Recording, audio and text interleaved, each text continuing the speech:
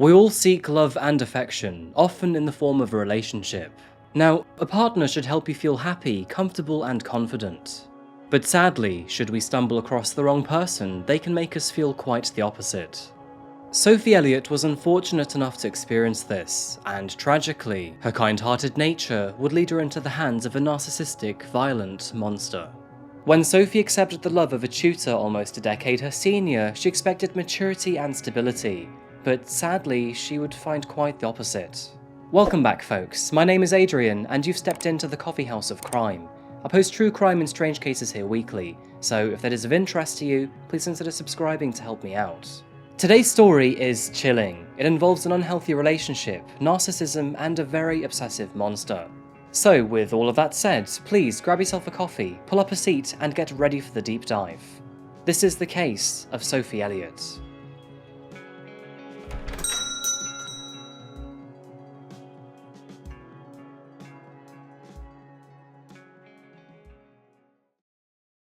It has been quite a while since we've travelled this far south of the equator. Today we take the long journey down to the beautiful and often underappreciated country of New Zealand. To those Americans out there, it is often referred to as Australia's Canada, sporting spectacular scenery in a more rural lifestyle. New Zealand is mainly comprised of two large islands, north and south, each with its own unique natural wonders and varying cultures. The traditions of its indigenous population, the Maori people, are proudly expressed throughout the country. And in fact, 16% of the country's population identifies as Maori, which is significant when compared to other indigenous cultures around the world. As an interesting example, only 2% of America's population identify in the same notion. On a more casual note, New Zealand is also well known for the Lord of the Rings film trilogy, with all three movies being filmed here, taking advantage of the scenery that is truly incomparable to the rest of the world. This is partly due to its vast open forests, steep and cataclysmic mountains, beautiful expansive beaches, and of course its many sweeping plains, all of which contribute to its fantastical atmosphere. The South Island, named Te Waiponamu, was the location of numerous shoots for the franchise. And moving into the story today, it is where our case takes place. Focusing even further, we find ourselves in the city of Dunedin. Serving as the second largest city on the southern island after Christchurch, Dunedin is a coastal city with a very outdoorsy lifestyle. Many folks see it as an attractive place to settle and raise a family, if you can afford it, that is. Here we find the Elliot family, made up of mother and father, Leslie and Gil, and their three children, Chris, Nick, and 22-year-old Sophie. Still living with her parents, Sophie studied economics at the University of Otago. She was very close to both of them, with her mother in particular, and so much so that she felt comfortable confiding in her about almost anything. Now, Sophie was a very confident child. She loved to dress up in her mother's clothes, and at the age of 4, she was enrolled into ballet class, which of course she adored. Her deep love for performance continued into her teenage years, when she became interested in drama and music alongside her passion for dance. For Sophie's parents, seeing her perform and excel in her passions made them immensely proud. She was their budding angel, full of charisma and positivity. Sophie was academically gifted too. Attending St Hilda's College, she graduated with the Proxene Assessed Cup, an award given to the second highest achieving student of the year. This basically meant that Sophie could go on to attend any university she desired, and in the end she settled on the University of Otago to study economics, which unfortunately is where a fateful encounter integral to our story takes place. Despite excelling in the first 3 years of her bachelor's degree, Sophie realised during her master's year that she was going to need a little more academic support for her course. The subject material she was studying had become very complex, and after some disappointing results in her mock exams, she signed up for a few extra group classes taught by a senior tutor. And this is where she met 33-year-old Clayton Weatherston, this case's fateful encounter. It was a cold winter's evening soon after tutoring began when Clayton made the bold move to ask her if she would like to go for dinner. The day was getting rather long in the tooth, and perhaps the two could cover some more course content over the meal. Quite flattered to receive the attention of a senior student, and also simultaneously eager to get to know others in her field, she accepted his offer. But outside of studying their subject matter, Sophie didn't really know who this man was. Like Sophie, Clayton was born and raised in the South Island of New Zealand, but the environment that he grew up in was very different to her own. He wasn't a confident, bubbly or successful person by nature. Clayton's parents, who I'll keep anonymous, described him as an anxious child who found any prospect of change extremely stressful, and as a result, he rarely ventured outside of his comfort zone. Right up until his teenage years, he had a persistent problem with wetting the bed. Clayton also had issues with his eyesight, but refused to wear glasses as he thought they made him look foolish. Those around him, including his friends, described him as a very weird guy, and many of his peers felt uncomfortable around him, which was especially pertinent with women. During his teenage years, Clayton developed a very strange and strong obsession with being perfect at almost everything he attempted, most notably with his grades and his schoolwork. Now, this was beyond the typical scope of perfectionism that a lot of us can experience. Everything he did had to be absolutely flawless, to the point that, if he couldn't do it, he'd be incredibly upset at himself. All things considered, this unhealthy behavioural pattern followed him all the way through high school, where this fixation would ultimately land him graduating at the very top of his class. But ironically, in a fashion very similar to Sophie's experience, his academic prowess began to falter once he hit university. Whenever Clayton scored anything less than perfect, he would ditch the entire class for the year and demand to resit it the following one instead. Now, seriously, this man was unhinged when it came to success. After taking several years to complete his course, he eventually progressed to a PhD in economics, which is when he met Sophie. And where Sophie was age 22, Clayton was 9 years older at 31, which is probably why many raised an eyebrow when the two started to date. And so, following their dinner after tutoring, a relationship began to blossom. But the honeymoon period was a seemingly short one. The two had barely dated for 3 weeks before Sophie began to confide in her mum, and complain that Clayton was periodically ignoring her. He took no notice of her for days on end, and despite making plans to meet with her, he would often fail to show up. This really wasn't what you'd call a promising start to a relationship, to say the least. But Sophie thought that maybe he was just very busy. Her mother disagreed, but without wanting to upset her daughter, she couldn't really say anything, and so instead, concern began to plague her mind. Now, luckily, Sophie's strange new relationship didn't hold her back from her own independence, and in the winter of 2007, she applied for a role at the Treasury in Wellington, which was a great move, as after a convincing interview, she made a strong enough impression to secure the job, due to start in January of 2008. However, her latest success made Clayton extremely jealous. In his former years, he too had applied for a job as a treasurer, but due to his strange demeanour and uncontrollable perfectionism, he was fired shortly after. And with his girlfriend now achieving more than he had managed despite being younger than him, the man's envy and resentment began to grow. The weak excuse of a boyfriend showed his true colours after this, and the situation turned volatile very quickly. Making empty threats, Clayton told Sophie that he'd use his apparent contacts at the Treasury to ruin her opportunity. And despite this, Sophie unfortunately chose to continue seeing him, despite several arguments mingled with intermittent temporary breakups. This sad sack of disappointment became more and more abusive. He criticised and picked on every apparent flaw that he could find in her, calling her fat and ugly, and even telling her that her eyes were too close together. Which, by the way, from a superficial perspective, is extremely ironic. Because seriously, have you seen what this guy looks like? Hardly an exemplary vision of attraction. In an effort to make her feel bad, Clayton would often compare Sophie to his previous partners, while later the same day would also insist that she told him how good he was in bed. Whether this was his perfectionism speaking, or perhaps his own insecurity over his lack of performance in the bedroom, we will never quite know. But all of this is one aspect of their relationship that made no technical sense. Clayton constantly put Sophie down, but would also insist on positive encouragement from her towards him. He wanted to know that he was the best partner she had, while simultaneously making her feel as if she were nothing. After fishing for compliments from her one too many times, the rather disgruntled Sophie told him that, in fact, he was not that great in bed after all. And Clayton, he was absolutely furious to hear this. If he wasn't the best at everything, then he would never be happy. In November 2007, and following this revelation, the pair decided to break up, with only 2 months to go before Sophie started her new job in Wellington. Clayton had big news coming up too. After multiple years of self-imposed repeated exams, he was finally set to graduate. In an act of celebration, he threw a big party for his friends, and after extending the invite to Sophie, she gladly attended. And being a keen photographer, she also offered to photograph the night as a gesture of goodwill. She even created an endearing scrapbook for him, filling it with pictures and receipts of his graduation as a memento for the future, a true testament to her character. However, when Sophie showed up at his flat with her gift, the meeting took a turn for the worse. After arriving, he gestured for her to sit down on the sofa. It appears that Clayton thought Sophie's kindness meant that their relationship was now back on the cards. He asked her where their connection was going and what the scrapbook meant to her. After asking Sophie to come to the bedroom, she refused, and after rejecting him a second time, Clayton turned violent.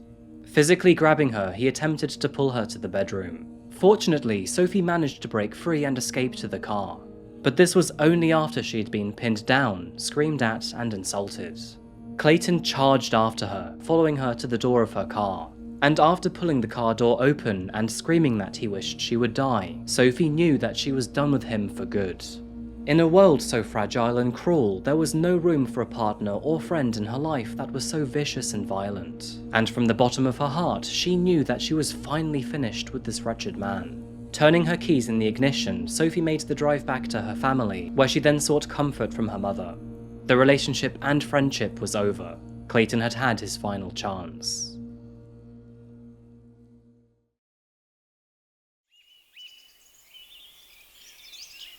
January 2008. For the Elliot family, Christmas 2007 had come and gone without a hitch. And with the beginning of the new year came the beginning of a new era for Sophie, as her job at the Treasury awaited.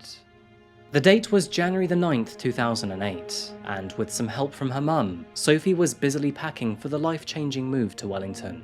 Leslie was greatly saddened to see her daughter leave, but she knew that this was one of the many rules of parenting: to cut the apron strings and allow your young ones to fly the nest. Sophie gave her mother a hug goodbye and reassured her that she would be back home soon. She planned to return in 2 months' time with new stories and tales from her new life. But tragically, very little did either of them know that this was going to be the last hug they would ever share together. Sophie returned to her packing, and only a few moments later, she heard a knock at the bedroom door. Standing at the top of the stairs was her mum, and stood next to her was Clayton. With a large and uncharacteristic grin on his face, he said he wanted to see her before she left and give her something as a parting gift, just like she had done for him. Leslie looked up at her daughter, who, exasperated, rolled her eyes and motioned to let him in. Although she allowed him to enter, Sophie told Clayton that she was in a rush, and that he would have to speak to her while she packed. She then closed the door to her bedroom as he sat down on her bed. Clayton was silent and unmoving, very different from the grinning man at the door. And this unsettled Sophie quite a lot, so she went downstairs to ask for help. Sophie and her mother decided it was best to ask him to leave. His violence towards her just 1 month prior was still very fresh in the both of their minds, and so she returned upstairs to tell him to go away. But just after her daughter reached the top of the stairs, Leslie heard a sound that she would never forget. It was the bone-chilling scream of her daughter. Leslie ran up the stairs as fast as she could and pummeled against the door, but it wouldn't open. She threw her body against it instead, but still, the door wouldn't budge. It appeared to be locked from the inside. Leslie ran back downstairs as the screams of terror continued from her daughter, begging for Clayton to stop. And after equipping herself with a skewer to open the door, she dialed 111. She eventually got through to emergency services, although she doesn't actually remember it, a likely response to severe trauma of the situation. She was in a state of panic, overwhelmed with whatever horror was unfolding upstairs. By the time Leslie had managed to break open the door with the skewer, the screaming had stopped, and as soon as she opened the door, she knew that her daughter was lost. She saw her motionless body lying on the floor, wounded horrifically, and Clayton was above her, still rhythmically using the knife. Deep down, Leslie knew that her daughter was beyond help, and after she heard the operator tell her to run, she closed the door and evacuated the house as fast as she could. Moments later, once in a place of safety, the distraught woman collapsed at the end of her driveway, her heart breaking in agony. Moments later, a lone officer arrived at the scene, and he was entirely underprepared for what he was about to see. Defensively making his way upstairs, he opened the door to find the monstrous Clayton standing over Sophie's body. His hands were by his sides, a blank expression fixed firmly on his face. Asking him why he did it, Clayton replied with, "Because of all the emotional pain she has caused me over the past year." He made no attempts to resist arrest. Sophie's family were utterly devastated. In the space of a few short minutes, a brutal and twisted intruder had turned their loving home into a nightmarish crime scene, one that would forever haunt them. Autopsy reports concluded that Sophie had been stabbed a total of 219 times across the face, chest and abdomen with a knife and a pair of scissors. Now, I want you to really think about that number for a moment, and imagine the sheer level of energy, hatred and time required to do such a thing. 219 times. As for Clayton, the man was formally arrested and charged with murder, and despite admitting that he had killed her at the time, he later insisted that he wasn't guilty. Court proceedings for this case were emotional, messy, and took much longer than anyone had hoped for. But in June 2009, and after a year and a half, Clayton finally went on trial. Mountains of evidence collected from the crime scene, such as photos, fingerprints, DNA, and witness reports, made Clayton's defense something that he couldn't possibly perfect, no matter how hard he tried. The judge even admitted that this case held some of the most harrowing details that he had ever experienced. But Clayton's defense was adamant in proving that he was not guilty. Now, as expected, they portrayed him as a complicated yet troubled individual with multiple layers of self-esteem issues and a crippling personality disorder. And although this is usually heavily advised against, but Clayton even took to the stand in an effort to express his own insecurities to the court. Honestly, I have no idea what he was trying to achieve through some of this commentary, because some of it was... You know what, it's probably just easier to show you. I said, oh, how big was his sexual organ? You asked her about the size of this man's penis, is that right? I think I was after an ego boost for me. And insecurity. Did you get the boost you were after? No, not at all. The way in which it was said, but I mean, I asked for it. Well, I told you what the response was, right? Yeah. As previously mentioned, it was a long and messy trial. Many character witnesses from both sides took to the stand to testify against both Clayton and Sophie. And friends of Sophie were forced under oath to discuss her sexual relations while she and Clayton were intermittently dating. Sophie got very drunk one night and ended up in bed with a person called Yes. And Sophie met up with a Dutch person, I think he's been described as Danish, and you're aware that that encounter was also involved sexual intercourse taking place? Yes. And you're aware that that developed into a sexual relationship? Yes. Was married? Yes. The defense argued that Sophie was just as evil as Clayton, and would often joke with friends about his lack of sexual prowess. They even tried to convince the jury that Sophie had a personal obsession over him, and tried to paint her as a malicious stalker who wouldn't leave him alone. But friends and family strongly disagreed with these arguments, saying that, on the contrary, it was actually Clayton who held an obsessive personality, and often tried to control her whereabouts. Several witnesses also confirmed that Clayton often pointed out her supposed flaws, which in his mind were usually physical aspects of her body. But regardless of her beauty, features, or even her sexual status, there was absolutely no excuse for the actions he had committed, especially at the level of utter brutality that they were performed under. Why did you cut parts of both her ears off? I don't know. Is it just a coincidence? They're all features of attractiveness. Well, my personal view of attractiveness is that those features are not important. I suppose it's how they correlate with one another and are they aligned and everything else. You can't just have nice ears and, it's the whole package. So, and that's generically, she was attractive. Why did you cut the nipple off her breast? I don't know. Stab her in both eyes? I don't know.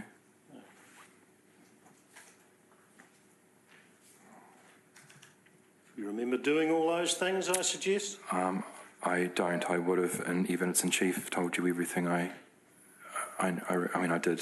Because you would tell the truth if you remembered it. Absolutely. Throughout his trial, the severity and heinousness of Clayton's actions became all too clear. It was obvious that their relationship was unhealthy and entirely devoid of respect. And even if Sophie had provoked hurtful emotions in Clayton, there was nothing that justified his twisted response.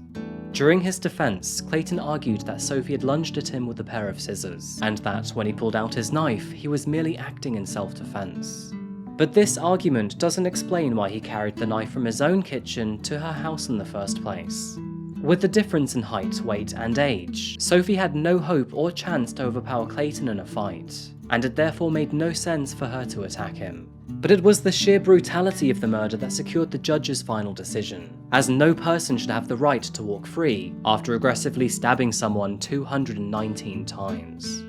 And so, after 4 weeks of trial, Clayton was formally found guilty of murdering Sophie Elliot, and was sentenced to life imprisonment without the possibility of parole for 18 years. Clayton was a terribly narcissistic man with multiple personal and behavioural issues that were never addressed or corrected, and these issues manifested in the worst possible way, by being inflicted on others, which ultimately led to the loss of a bright and beautiful life that could have gone on to become something incredible. Sophie was doing the right thing by trying to create distance between herself and a monster who insulted and devalued her on a daily basis. Friends describe Sophie as kind, thoughtful, and very ambitious, putting maximum energy into everything that she did. And sadly, this empathic nature was abused by an awful person who was given one too many chances. At what was supposed to be Sophie's graduation ceremony, her brother Chris stepped up and accepted her degree in her honour, which is a noble but painful action that no one should ever have to do. Leslie's experience was particularly raw. Not only had she witnessed the death of her daughter, but throughout his trial, she had to recount that horrific day on multiple occasions. Eventually, her own struggles and turmoil spurred her to write a book about her grief. She also spearheaded the creation of the Sophie Elliot Foundation, a charity created to aid women who have become victims of domestic abuse. Sophie had spent her entire life building herself a better future, only for it to be ripped away by an evil, narcissistic, insecure man who, allegedly, had a small penis. Fortunately, Clayton Weatherston is now behind bars, and hopefully this will be for many decades to come. And personally, I hope that we never see the day that his parole is granted, as the world is a safer place with him off the streets. And I think that just about concludes our story today, folks. Thank you so much for watching another video today by Coffeehouse Crime. Now, this case is a very good reminder of how dangerous relationships can be, and how important it is to make sure that you're not a victim of domestic abuse. I'm not going to give any lecture or tell you how to spot the warning signs, but I do heavily recommend that, if you have any doubts in your relationship, you seek advice and guidance. Anyway, that just about does it, folks. Thank you so much again for watching today's video, and of course I'll see you again in another one very soon. Until that moment arrives though, please remember to look after each other, and of course stay safe. Thank you, and goodbye.